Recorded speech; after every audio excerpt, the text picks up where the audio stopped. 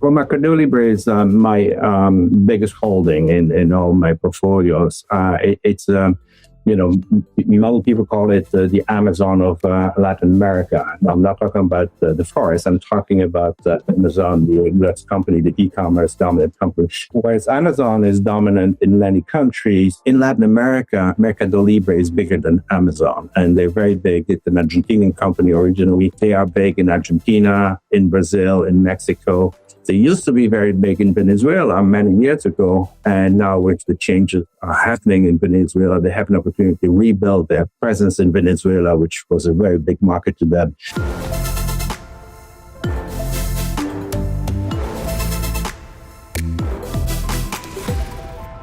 I'm your host, Melanie Schaefer. Welcome to Lead Leg Live. Now, Japan's market is making headlines again. The Nikkei just hit record highs above 54,000 as investors price in aggressive stimulus under Prime Minister Takaichi. The yen is weak, bond yields are moving, and export-heavy sectors are seeing big inflows.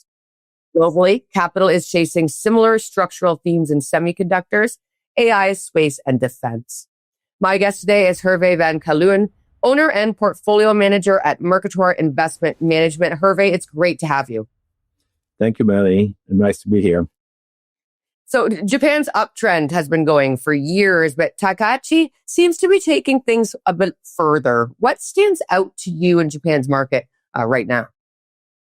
Yeah, it really started in 2012 with Prime Minister Abe. And at the time, it was called the Abenomics, when Prime Minister Abe became very aggressive in his monetary policy and fiscal policies and corporate governance. He was changing the whole corporate governance in Japan. Now, Prime Minister Takaichi, it was Prime Minister Abe's protege. So she is taking all these reforms and this very aggressive pro-growth policies to the next level at this point. So looking ahead at semiconductors, there's a TSMC, ASML, and even Advantest, they keep dominating. What makes them so hard to compete with, and why do you think that they should matter to investors today? So the semiconductor industry is really made out of a number of companies that make the semiconductors, like one semiconductor, TSMC, or companies that make the equipment, and all these equipments are very sophisticated equipment. So we are in an industry that's dominated by a number of either monopolies or duopolies of oligopolies, because they're very sophisticated products. Think about the Noble Dutch company. They make the machines that make the lithography for semiconductors. Now, that's a highly technologic company. They make these machines that are worth sometimes $400 million. And in order to put this machine together, they're huge machines.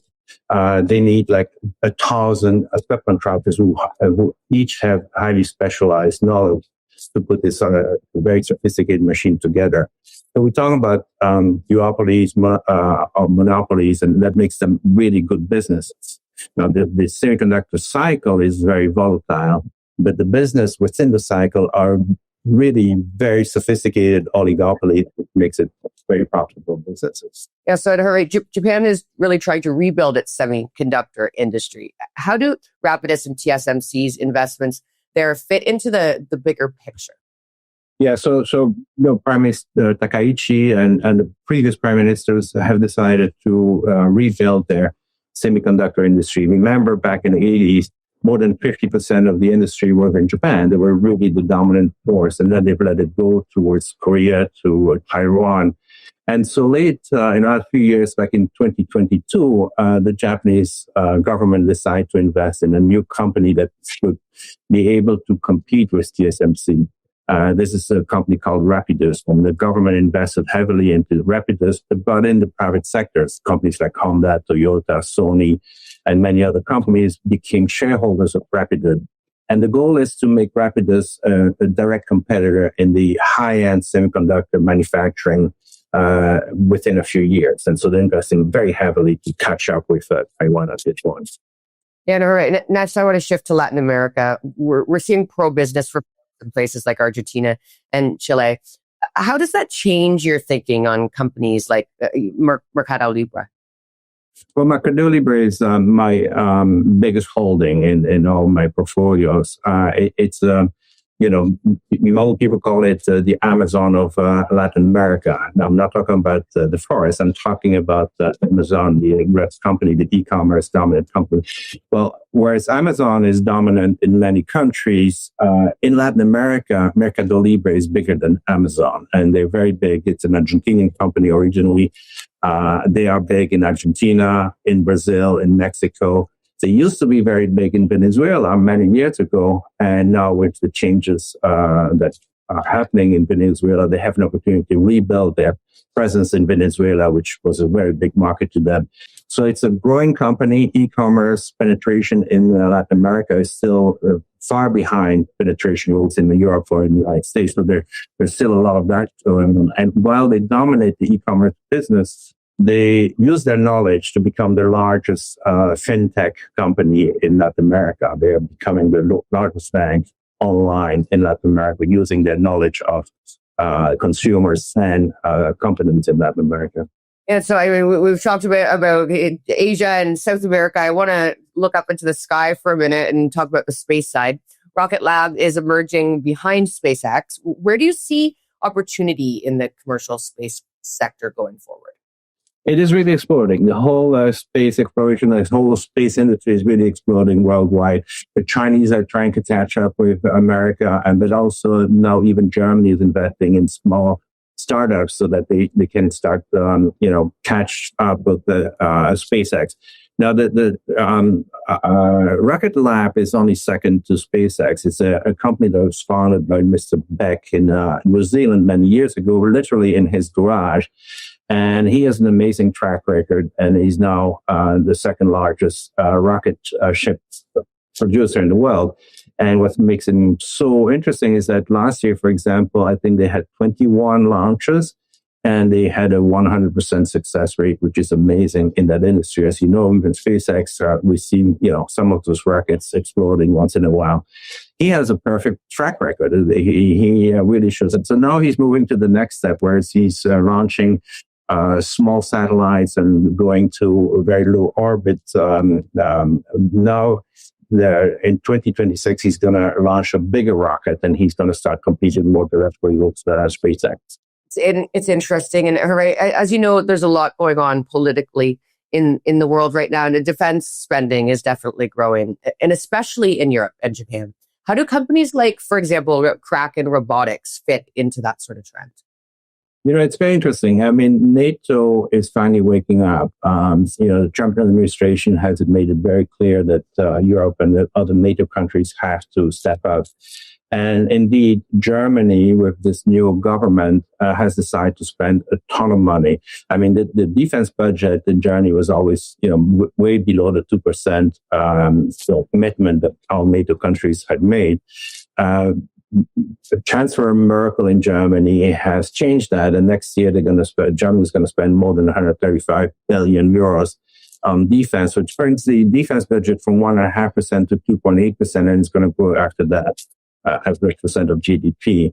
So the Europeans are getting very serious. I mean, with the invasion of Ukraine, with the push from the Trump administration, the Europeans have finally gotten the message, and they're very serious about investing in defense, and most importantly in the technology. So the company you mentioned, Kraken Robotics, is actually a Canadian company that has bought, among other things, German technology, and they are leaders in the underwater drone business.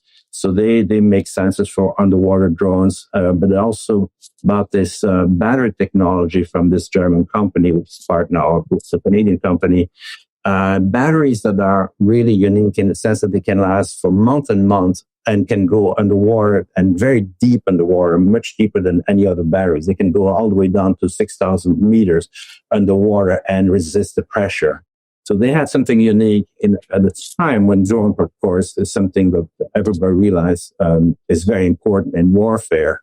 And underwater drones are very important in the future of the German OD, but it's all around the roads. Yeah, and I mean, you've touched on that, but I mean, AI and infrastructure investments are getting more attention. They're heavily related as well to defense. Which companies, or with companies like Schneider and Hitachi, et cetera, how do you pick the ones specifically that benefit the most from these big sort of structural shifts? Yeah, as you know, I mean, AI is using up a lot of electricity, and the demand for electricity is picking up rapidly all over the world. So there are some of those big, large companies overseas that are benefiting even from the investments that we're making, upgrading the grid here in the United States, so increasing the production of electricity in the United States and all over the world. So if you look at a French company like Schneider, which has bought like Square D in the United States, which might be a brand name, but people recognize in the United States, but they're all over the world and they're very, it's here in the United States, benefiting from this demand that's going to go on for 10 years, really, as AI is using up so much technology. Hitachi, the Japanese company that we mentioned, is another global company that is benefiting from this rebuilding of the electricity. The age of electricity, what we entered right now, is going to benefit these companies, not just for the next quarter or so, but for the next 10 years. Hervé, you have so much knowledge to share on these sort of like broad investment landscapes that people are looking at. For viewers who want to dive deeper into your research or Mercator's global approach, where's the best place for them to go and how can they connect with you? So I have a website, obviously. Our company is called Mercator Investment Management. So you can go on our website at mercatorinvestments.com. And, we can ask you questions. We're going to, publish some of the articles I've written in the past and, and some of the podcasts that I'll be participating in the future. But yes, please, I encourage, if you're interested in what's going on in the rest of the world, there's a lot going on in the United States and the U.S. market, but people are neglecting other markets sometimes. And we mentioned we started with the Japanese markets. Ever since 2012, the Japanese market's been going up and up and up, and it's hitting all-time highs all the time. Europe is waking up, and there's a lot happening. And the other advantage is that this might be a good time to diversify. If you're a little bit nervous about the valuations in the U.S. market. The markets overseas have lacked the performance here, and they definitely much cheaper, and so the risk is maybe not as high. So please come on my website, Mercator Investments, mercatorinvestments.com, and don't hesitate to send me questions. I will be responding to all your questions. Fantastic. And you post a lot of great stuff on X as well, so people should definitely go and take a look at you over there. Hervé, thanks so much for joining me. And thanks to everyone for watching. Be sure to like, share, and subscribe for more episodes of Lead Like Live.